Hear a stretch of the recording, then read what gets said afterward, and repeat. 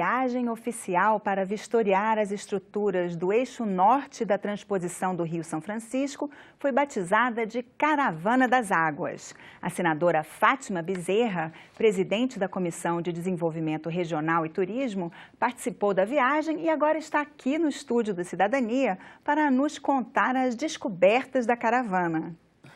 Seja bem-vinda, senadora.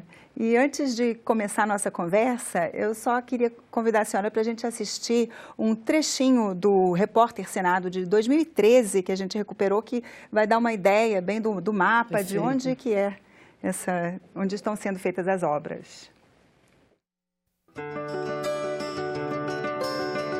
O eixo norte vai captar água em Cabrobó, Pernambuco, e percorrer 295 quilômetros, conduzindo água aos rios Salgado e Jaguaribe, no Ceará, Apodi, no Rio Grande do Norte, e Piranhas-Açu, na Paraíba.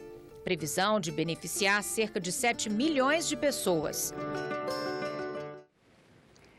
Eu acho que hoje até já devem ter mais pessoas que vão ser beneficiadas, não é, com as águas. Bom, Roberta, quero cumprimentá-la, cumprimentar aos telespectadores da TV Senado.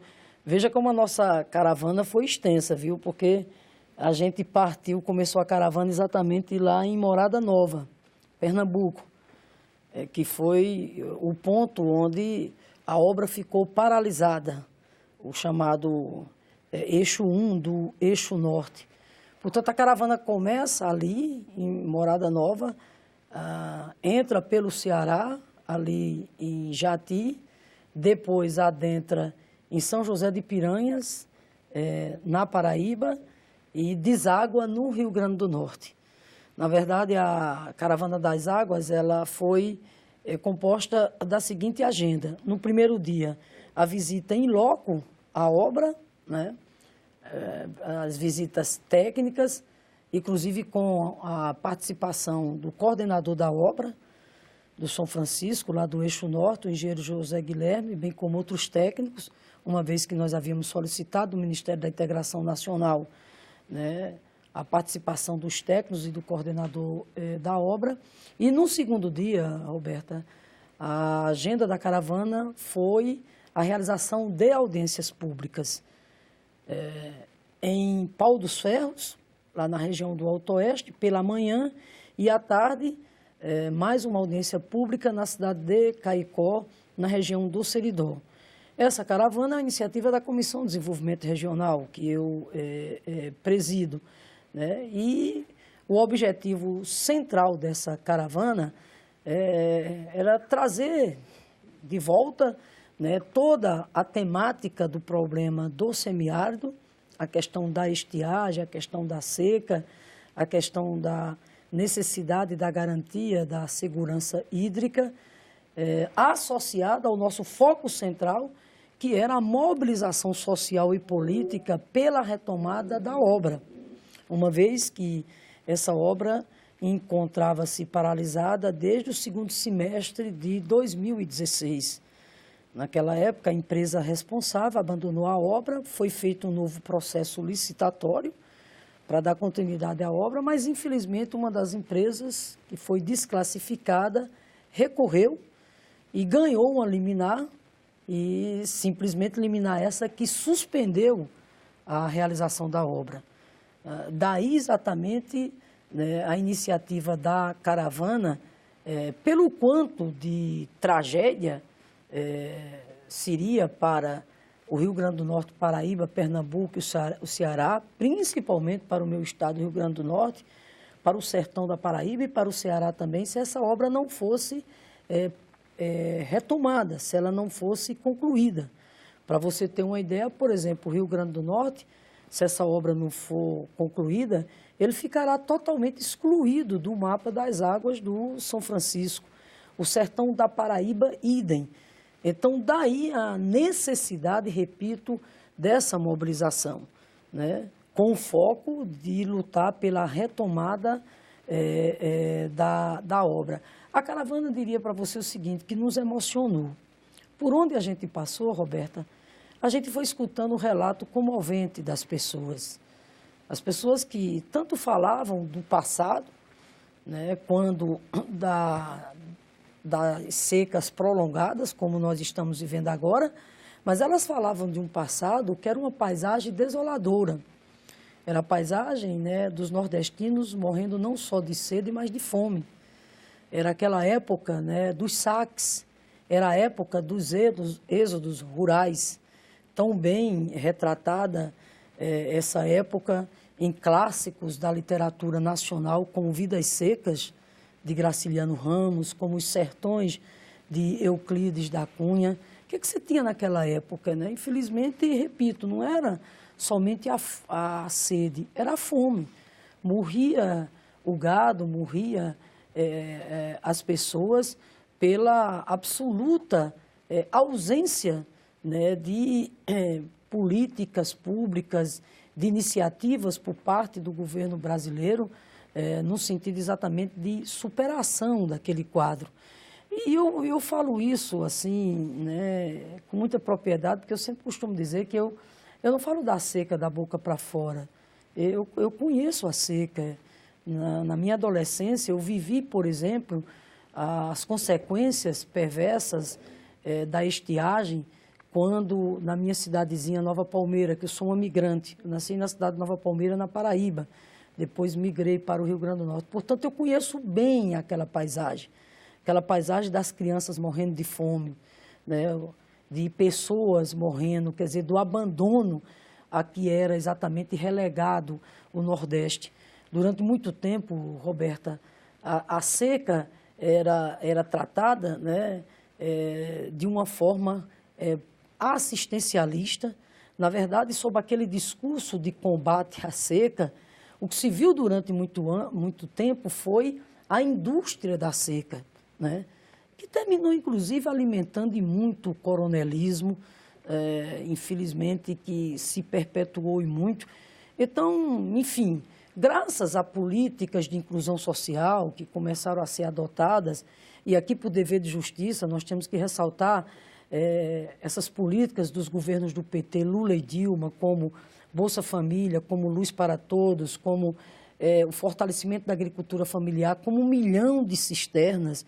Essas políticas associadas, né, elas permitiram, graças a Deus, que hoje nós não tivéssemos mais aquela paisagem, digamos, tão desumana, tão cruel, que eram os saques, que era as famílias vendo seus filhos, né, serem apartados, migrando para o sul, para não morrer de fome. O próprio presidente Lula é um personagem, né, dessa época. Então, essas políticas, de fato, repito, elas contribuíram, né, para a gente deixar essa paisagem para trás, mas ainda tem um grande desafio, que é o que nós estamos tratando aqui, que é a questão do acesso à água, que é a questão da segurança hídrica. E aí onde reside exatamente o significado do ponto de vista social e humano da obra, né, chamada Transposição das Águas do São Francisco. Senador, e com relação a essa liminar que interrompeu a continuidade das obras, porque foi uma das empresas, foi escolhida a empresa que teria ficado em terceiro lugar. Exato. A senhora acha que isso não foi correto? Como é que a senhora vê essa questão? Não, veja bem, primeiro nós queremos aqui, sem dúvida nenhuma, né, aqui aplaudir a decisão da ministra Carmen Lúcia, presidente do Supremo, já que estava sob a responsabilidade dela a dar o parecer, né, com relação a essa liminar, que foi, enfim, conferida pelo Tribunal Regional da 5ª Região, que, repito, né, que causou exatamente a suspensão da obra. Então, primeiro, aqui aplaudir a sensibilidade que a presidente do Supremo teve de acatar a ação movida, no caso, pela AGU, Advocacia Geral da União, que recorreu, né? E, portanto, a ministra deu um parecer pela suspensão dessa liminar, o que significa agora a retomada da obra. E ela vai ser retomada pela mesma empresa? Ela vai ser retomada pela empresa que tinha sido classificada.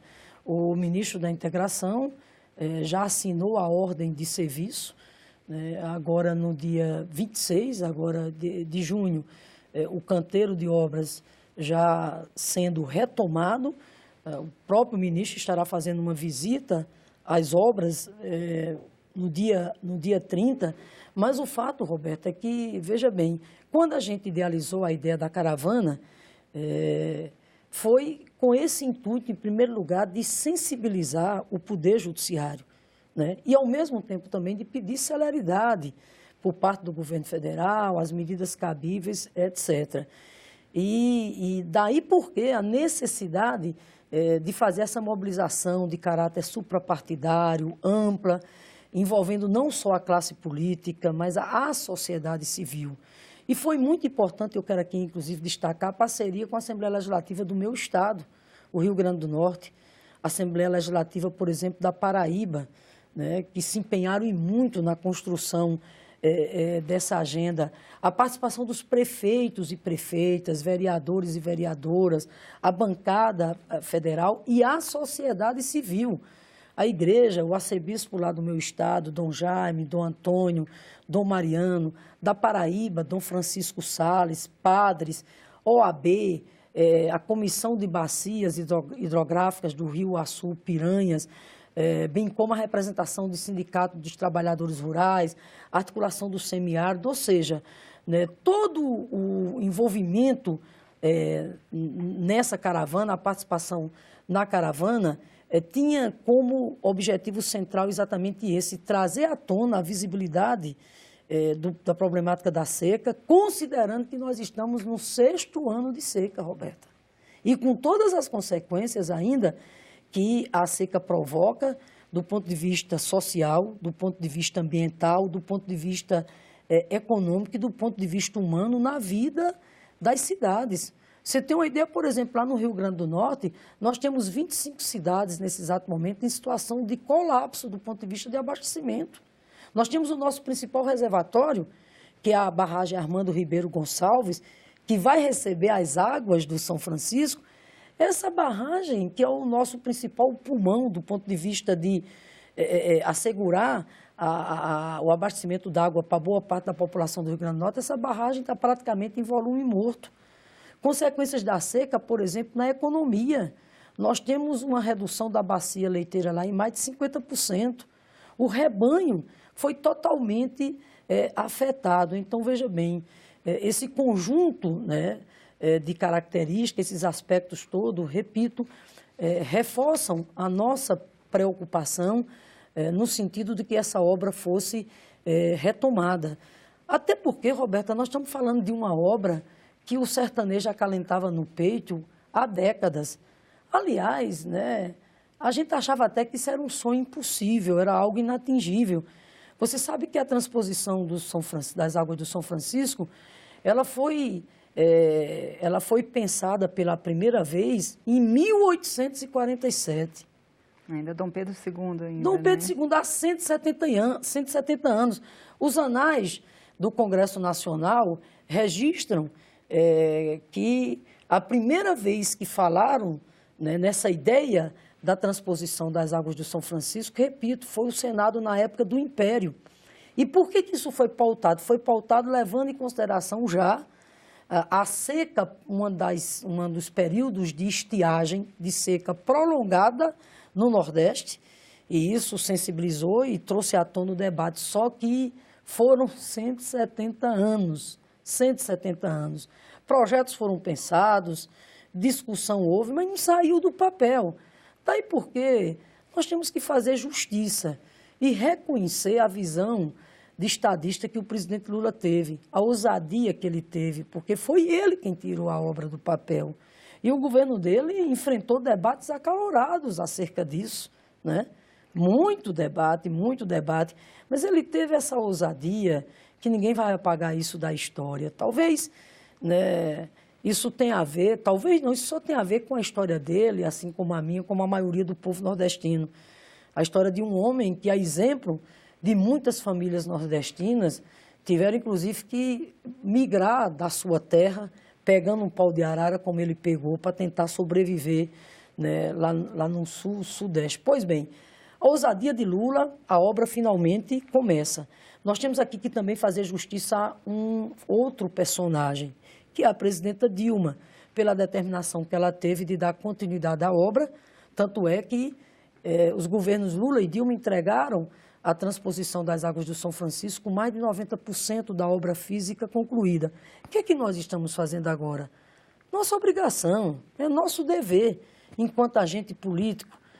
Nosso dever, portanto, agora é cobrar do governo federal as providências para que a obra seja retomada, para que ela seja entregue, até para que esse sonho, né, Roberta, não vire pesadelo. Quero ainda aqui, muito rapidamente, também destacar aqui o papel do presidente do Senado, o senador Eunício Oliveira, né, que é evidente, como nordestino, como cearense, sabe o quanto o Ceará também, né, precisa das águas do São Francisco.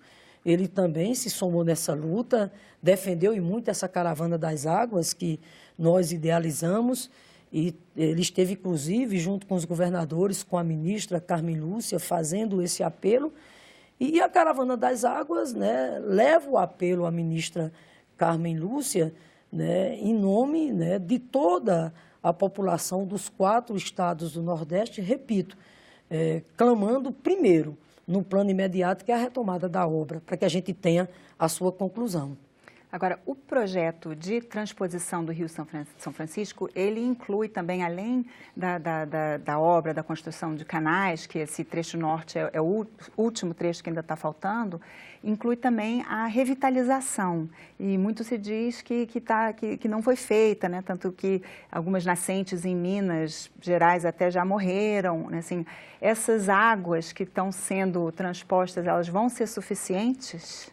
Olha, Alberta, você toca num ponto fundamental, né? Porque nossa luta não é só pela retomada da obra, né? De maneira nenhuma. Por isso que a Comissão de Desenvolvimento Regional, aqui em articulação com a bancada federal dos 4 estados do Nordeste, que serão beneficiados com as águas do São Francisco, em parceria com as assembleias, com toda a sociedade civil, nós vamos continuar permanentemente mobilizados e vigilantes.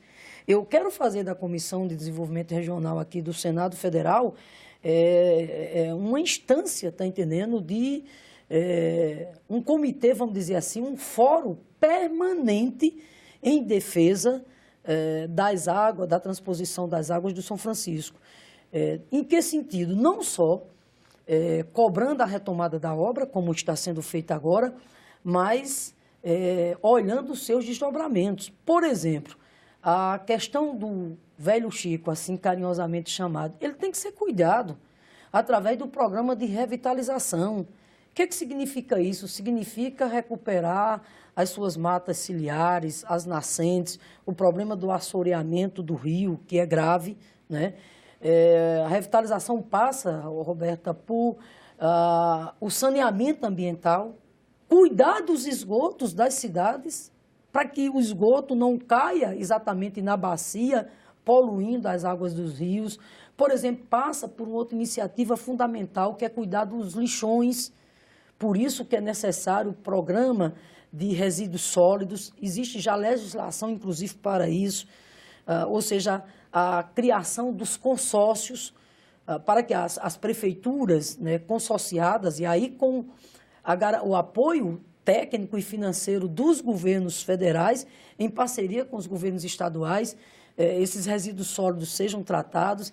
Então, veja bem, isso é um tema vital, literalmente, é essencial, até para que o São Francisco, né, cumpra com essa função social dele, que é garantir a distribuição das águas para o semiárido nordestino, assegurando aquilo que é vital para nós, que é a chamada segurança hídrica. Então, repito, o programa de revitalização da Bacia do São Francisco será um tema permanente que nós vamos aqui tratar no âmbito da Comissão de Desenvolvimento Regional. Tem outro tema também, Roberto, associado a isso, que nós vamos acompanhar esse debate, que é o uso da água, a chamada outorga do uso dessas águas, porque essa vai ser cobrada, entendeu?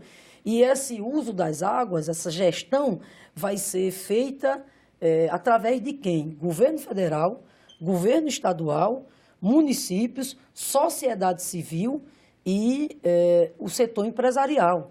Então, é um debate, por exemplo, que a Associação Nacional das Águas, os comitês de bacias, por exemplo, o Comitê de Bacias Hidrográficas lá do Rio Açu, Piranhas, Caicó, que reúne várias entidades, a articulação do semiárido, enfim, todas essas entidades que já vêm sendo mobilizadas já há tempos, estão bastante alertas e a nós, repito, enquanto legislativo, cabe sim esse papel vigilante de cobrar que esse programa de revitalização tenha orçamento.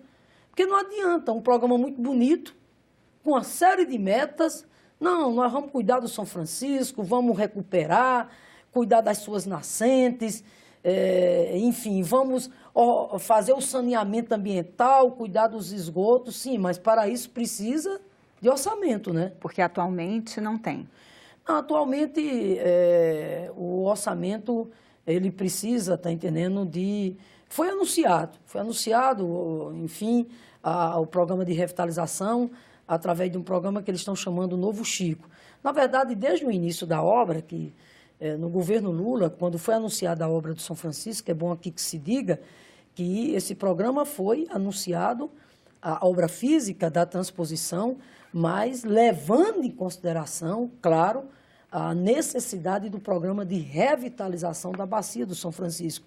Então, esse programa existe, claro, está em andamento, até porque, né, nós não poderíamos jamais conceber uma obra física de transposição do São Francisco sem cuidar daquilo que é essencial, que é exatamente a questão da água, né, para que o rio realmente tenha vida, etc. e tal.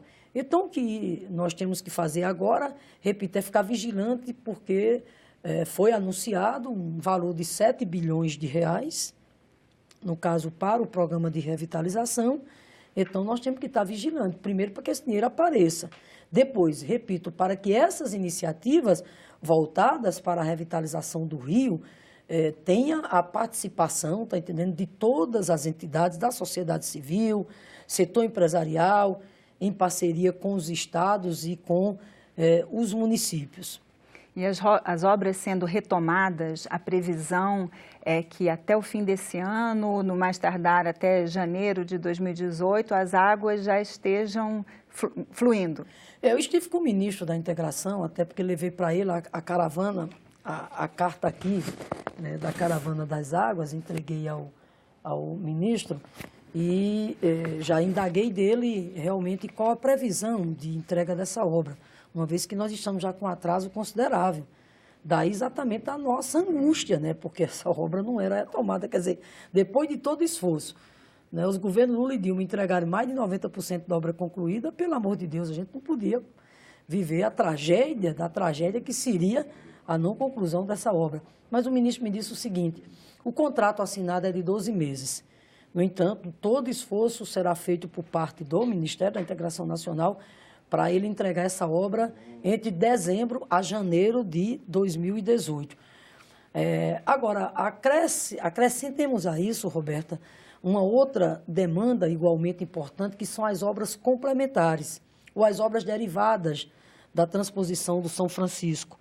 E, nesse sentido, nós já convidamos o ministro, já está acertado o retorno dele à Comissão de Desenvolvimento Regional, para uma nova audiência pública, com a presença de todos esses atores. Por quê?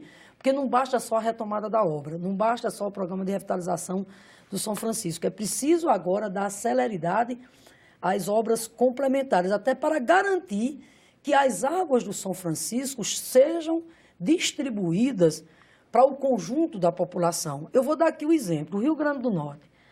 As águas do São Francisco, quando chegar em São José de Piranhas, lá na barragem Boa Vista, belíssima barragem, quando ela estiver, né, toda cheia d'água, pois de lá elas entram no Rio Grande do Norte. Por onde? Pelo Rio Açu Piranhas. Vai perenizar, portanto, o Rio Açu Piranhas. E de lá elas vão contemplar uma região muito importante do meu estado, que é a região do Siridó, de grande densidade populacional. Para tanto, é preciso acelerar a conclusão da barragem de Oiticica, lá nessa região. Precisa acelerar a conclusão dela, ela já está com mais de 60% concluída. Mas precisa acelerar a conclusão de Oiticica, por quê? Porque ela é uma obra complementar à transposição do São Francisco. Mas outro desafio lá no Rio Grande do Norte é o ramal do Apodi. O Apodi diz respeito a uma outra região do nosso estado, o Alto Oeste, Médio Oeste e Oeste. Uma região que, só para você ter uma ideia, cobre mais de 60 municípios do Rio Grande do Norte. E se esse ramal do Apodi, que é uma obra complementar, não for construído, inclusive, em tempo hábil, nós vamos ficar com metade do Rio Grande do Norte, você está me entendendo, sem ter direito à água do São Francisco. Isso não é justo, né? Então, por isso que essas obras complementares, elas precisam ter a garantia de orçamento. No caso do ramal do Apodi, nós havíamos feito a solicitação, o ministro já apresentou o projeto executivo, já há um comprometimento da bancada federal do meu estado de destinar uma emenda de bancada, bem como na condição de presidente da Comissão de Desenvolvimento Regional, eu assumi o compromisso de destinar uma emenda de comissão para o ramal do Apodi, para que ele seja licitado e essa obra comece já em 18. Você tem também na Paraíba, por exemplo, o eixo lá do Piancó-Curemas, é uma outra obra complementar. Então, veja, Roberta, que, como eu disse, não basta só a obra ser retomada, né? A gente tem muitos desafios aí pela frente. Senadora, infelizmente nosso tempo acabou. Eu agradeço muito essa presença aqui no Cidadania e nós da TV Senado vamos continuar acompanhando a transposição do Rio São Francisco. Não, com certeza, eu que agradeço a TV Senado e aqui convidar já todos os atores para mais uma audiência pública, né, nessa luta, né, pela garantia da transposição das águas do São Francisco no próximo dia 2 de agosto, aqui na Comissão de Desenvolvimento Regional e Turismo do Senado. Eu conversei com a senadora Fátima Bezerra sobre a retomada das obras da transposição do Rio São Francisco. Essa entrevista já está disponível no nosso site senado.leg.br/TV. E você, o que achou desse programa? Ligue 0800 61 2211 ou mande um WhatsApp para 61 999 66 16 16 e faça a sua sugestão para o programa Cidadania da TV Senado. Obrigada pela audiência e até a próxima.